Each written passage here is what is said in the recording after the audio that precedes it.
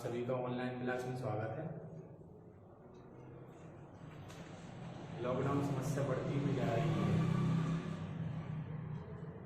इसलिए आप सोच समझ के घर से ही निकलें। अगर कोई आवश्यक जरूरी वर्क है तो ही निकलें, अन्यथा बिल्कुल ना निकलें घर से, और सरकार के समस्त नियमों का पालन करें। एनसीईआरटी फिजिक्स कक्षा 12वीं पहला चैप्टर वैद्युत क्षेत्र की तीव्रता, उससे संबंधित पहली परिभाषा है वैद्युत क्षेत्र की तीव्रता, इंटेंसिटी ऑफ इलेक्ट्रिक फील्ड। वैद्युत क्षेत्र के भीतर किसी बिंदु पर रखे परीक्षण आवेश स्मॉल q0 पर लगने वाले बल कैपिटल F तथा उस परीक्षण आवेश स्मॉल q0 के मान के अनुपात को उस बिंदु पर वैद्युत क्षेत्र की तीव्रता कहते हैं। कैपिटल E बराबर F बटे q0। अगर इसे हम सदिश रूप में लिखते वेक्टर फॉर्म में, तो कैपिटल E सदिश है वेक्टर, ऐसे लिखेंगे हम। एक बार परिभाषा फिर से देखें, आप सुने परिभाषा।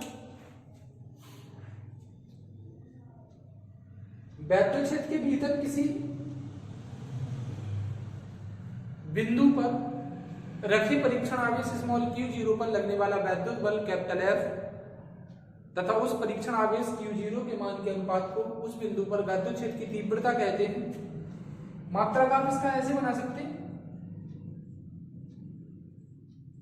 मात्रक F का न्यूटन, Q का कूलाम,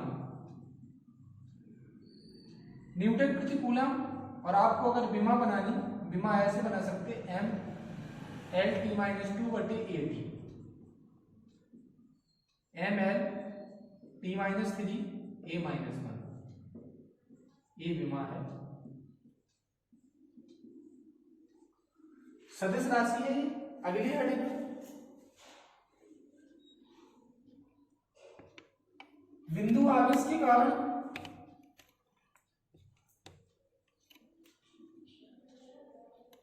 बिंदु आवेश के कारण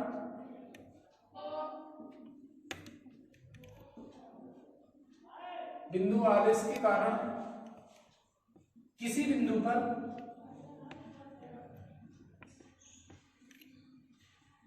वैद्युत क्षेत्र की तीव्रता, किसी बिंदु पर वैद्युत क्षेत्र की तीव्रता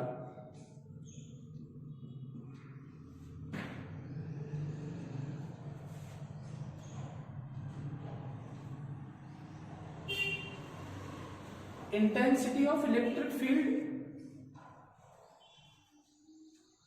ड्यू टू पॉइंट चार्ज। बिंदु आवेश के कारण किसी बिंदु पर वैद्युत क्षेत्र की तीव्रता, माना कि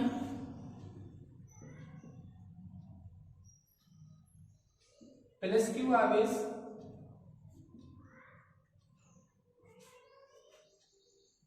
वैद्युत क्षेत्र में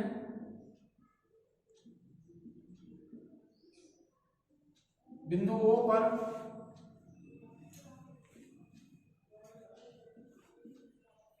किसी ऐसे माध्यम में स्थित है, किसी ऐसे माध्यम में स्थित है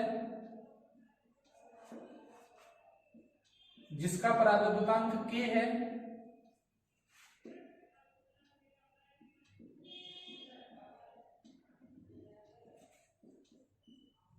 जिसका परावर्तकांक k है,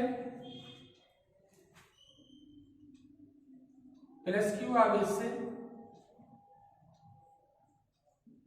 स्मॉल r दूरी पर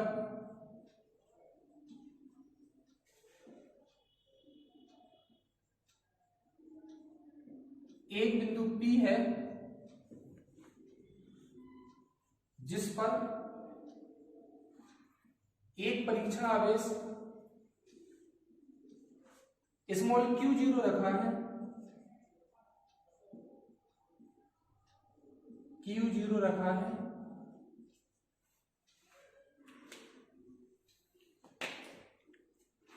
ऐसे चित्र है इसका, देखिए आप,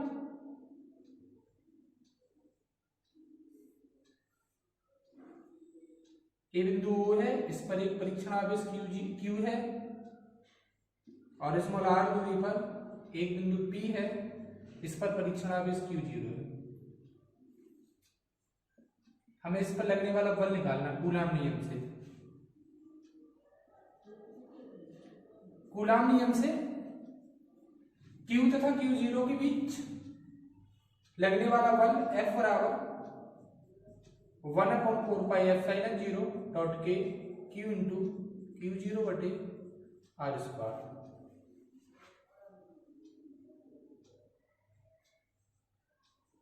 बिंदु P पर वैद्युत क्षेत्र की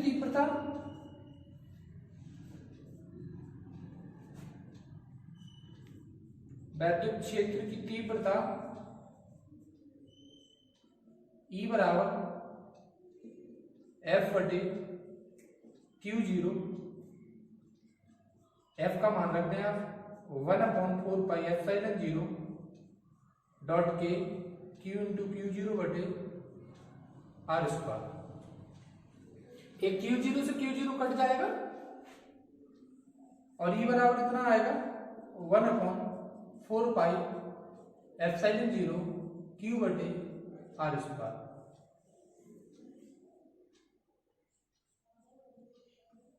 वायवीय निर्वात के लिए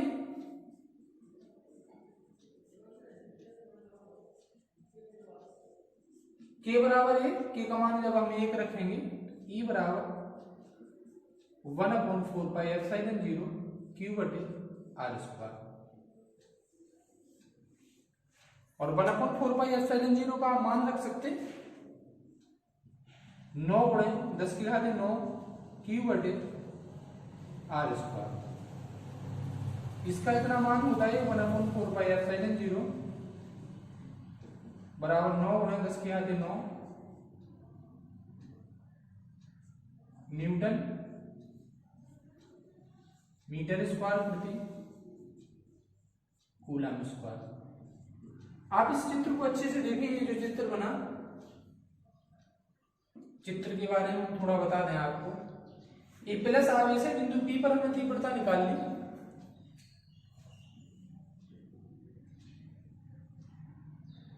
प्लस आवेश है और हमें बिंदु P पर तीव्रता निकालनी। ये है बिंदु P। तो वैद्युत क्षेत्र की तीव्रता की दिशा ऐसे बिंदु P से बाहर की ओर जाएगी। या हम ये कहें कि बिंदु P से दाईं ओर। और अगर यही आवेश माइनस है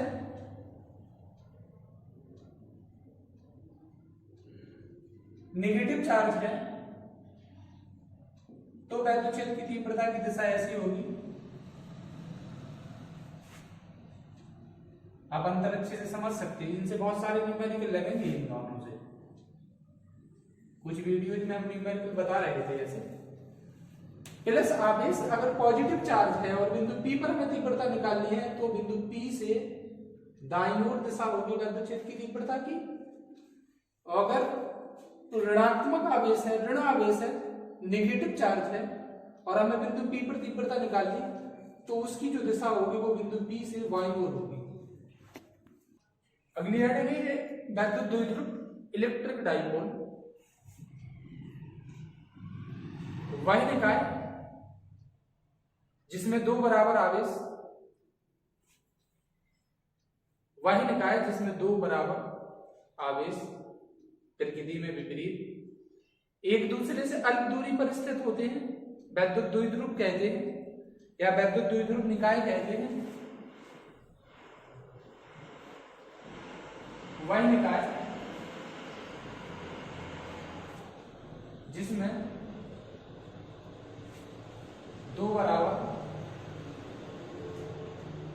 कॉमा प्रकृति में विपरीत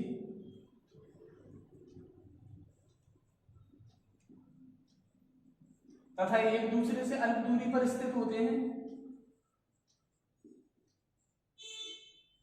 एक दूसरे से अल्प दूरी पर स्थित होते हैं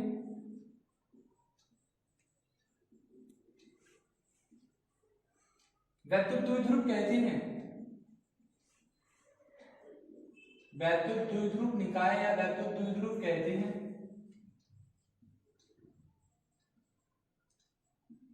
एग्जाम्पल है HCl, NaCl, H2O इत्यादि वैद्युत द्विध्रुव। अगली हेडिंग है वैद्युत द्विध्रुव आघूर्ण।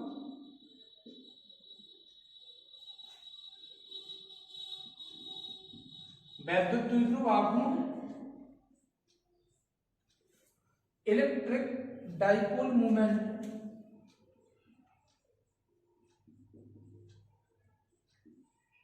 Electric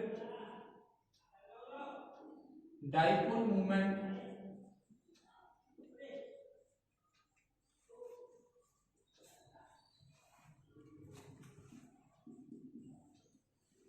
electric dipole movement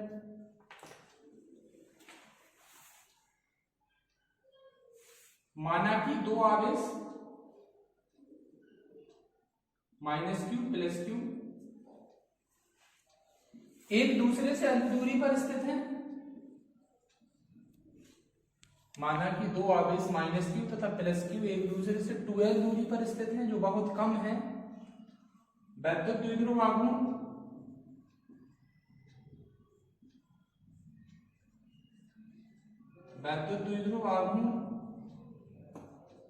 P = q × 2l।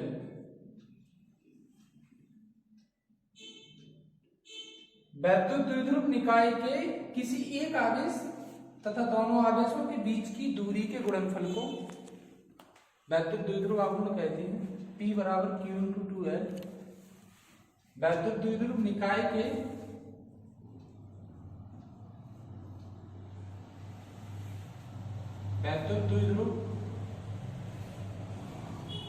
निकाय के एक आवेश तथा दोनों आवेशों के बीच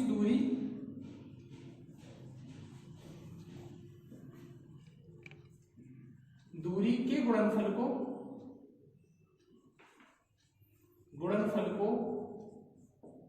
वैद्युत द्विध्रुव आघूर्ण कहते हैं।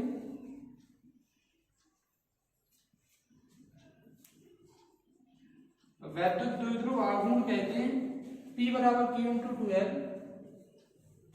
यह सदिश राशि है, मात्रक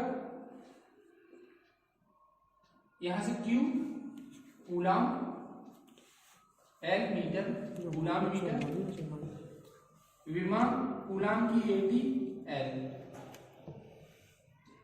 या LPa ऐसे लिख सकते हैं। मात्रक कूलाम मीटर, विमा ATL या LTA यह एक सदिश राशि है। इसकी दिशा वैद्युत द्विध्रुव अक्ष के अनुदिश ऐसे करके, वैद्युत द्विध्रुव अक्ष के अनुदिश ऋणावेश से धनावेश की ओर होती है। ऋणावेश से धनावेश की ओर होती है। यह एक सदिश राशि है। अगली हेडिंग है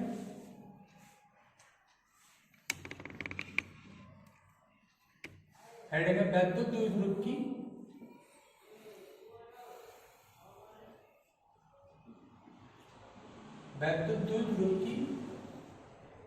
अक्षीय स्थिति, वैद्युत द्विध्रुव की अक्षीय स्थिति या अनुप्रस्थ स्थिति या अनुदैर्घ्य स्थिति,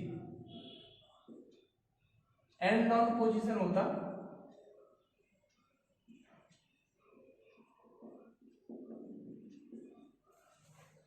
वैद्युत द्विध्रुव की अक्षीय स्थिति या अनुदैर्घ्य स्थिति में किसी बिंदु पर तीव्रता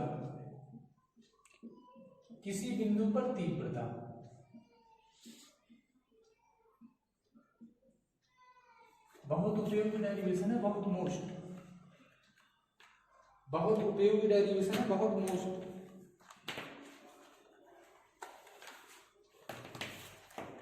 माना कि कैपिटल ए भी एक वैद्युत द्विध्रुव निकाय है,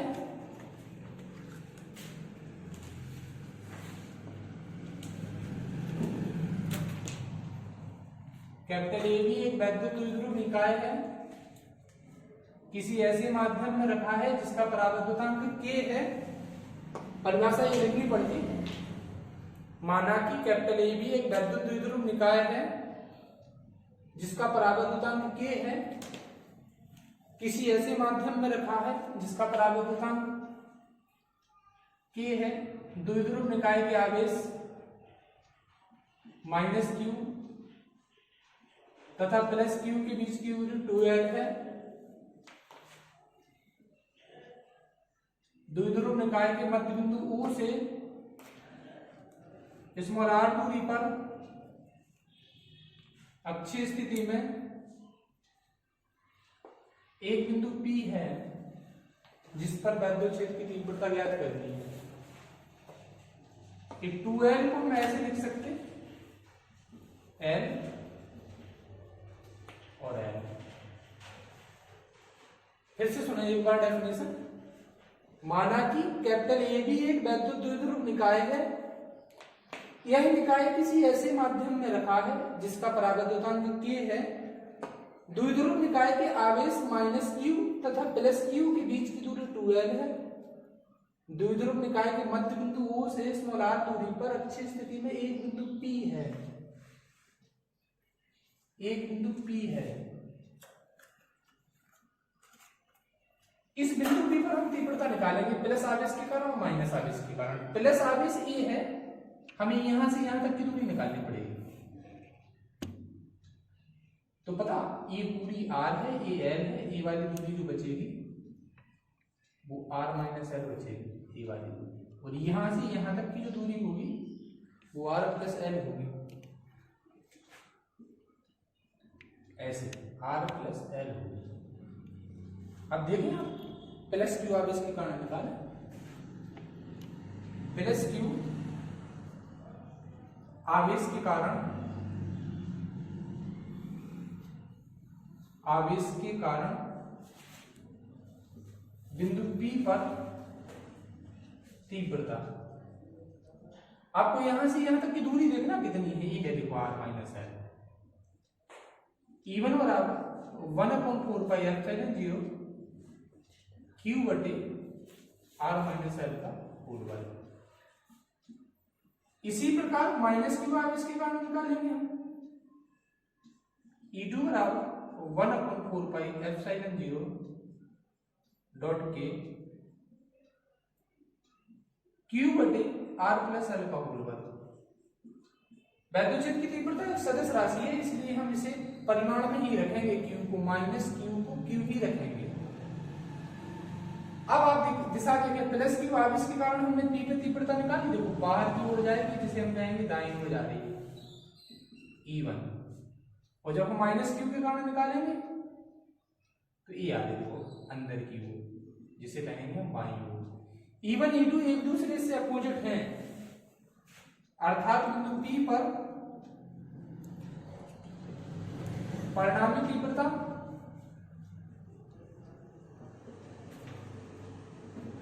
E बराबर,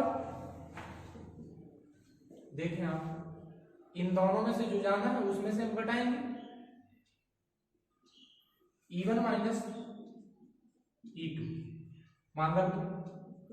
मान रखिए E1 का मान 1/4πε0 डॉट के q बटे r - l का होल वर्ग, और 1/4πε0 डॉट के q बटे r + l का होल वर्ग। कॉमन ले लीजिएगा आप, q/4πε डॉट के 1/r - l का होल वर्ग माइनस r + l का होल वर्ग। यहां से आप लासा लेंगे इसका, तो इतना आएगा E बराबर q/4πε0 डॉट के r + l का होल वर्ग आर माइनस एल का होल वर्ग।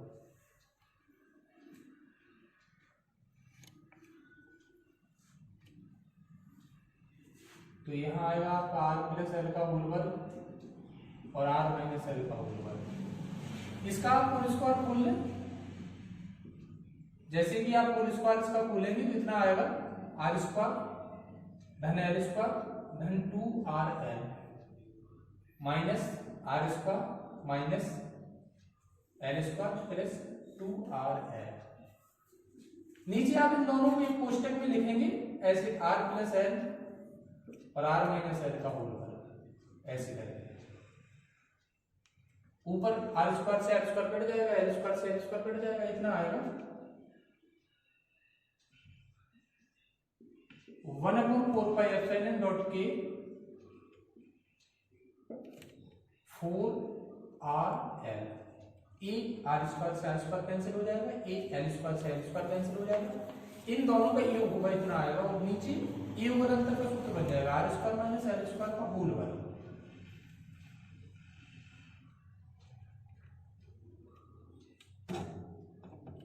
इस क्यूब के साथ आपको 2l को लिखना है 1/4πε0.k और इसे लिखेंगे हम q इंटू 2l।